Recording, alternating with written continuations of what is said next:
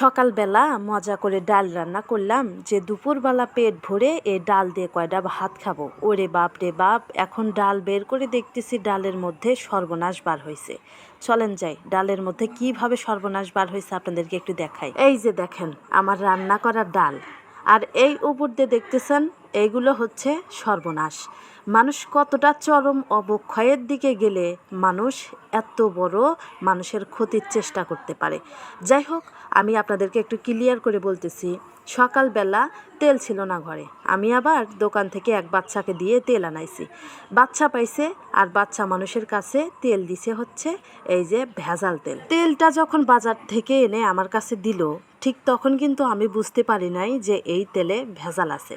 কিন্তু যখনই আমি রান্না করে ঘরে এই ডালটা রেখে গেছি, একটু পরেই এসে দেখতেছি ডাল ঠান্ডা হয়ে গেছে, অপর দিকে তেলগুলো উপর দিয়ে চাপা ধরে আছে। গরমের দিনে ডাল চাপা ধরে কখনো দেখেছেন? আমি তো কখনো দেখি নাই, এই যে আজকে প্রথম দেখলাম।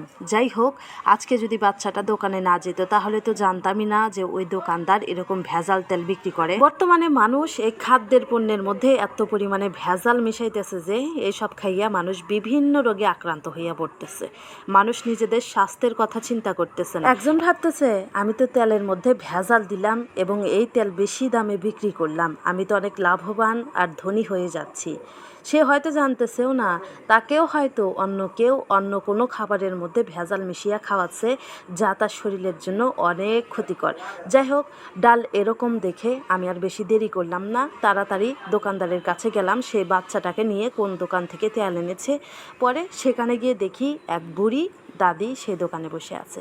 পরে দাদিকে বললাম, দাদি তুমি এরকম তেল দিছাও যে এসব খেয়ে তো অসুস্থ হয়ে যাব, খুব তাড়াতাড়ি মারাও যেতে পারি, তুমি কি চাও খুব তাড়াতাড়ি মারা যায়?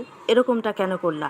পরে দাদি বলতেছে, শোন নাতি, আমি বুড়ি মানুষ, আমি এই ছোট্ট দোকানটা চালাই, আমি এক দোকানদার ভাইয়ের থেকে বেশি করে তেল নিয়ে আসছি পাইকারি দামে, এই তেল আইনে আমি বিক্রি করতেছি।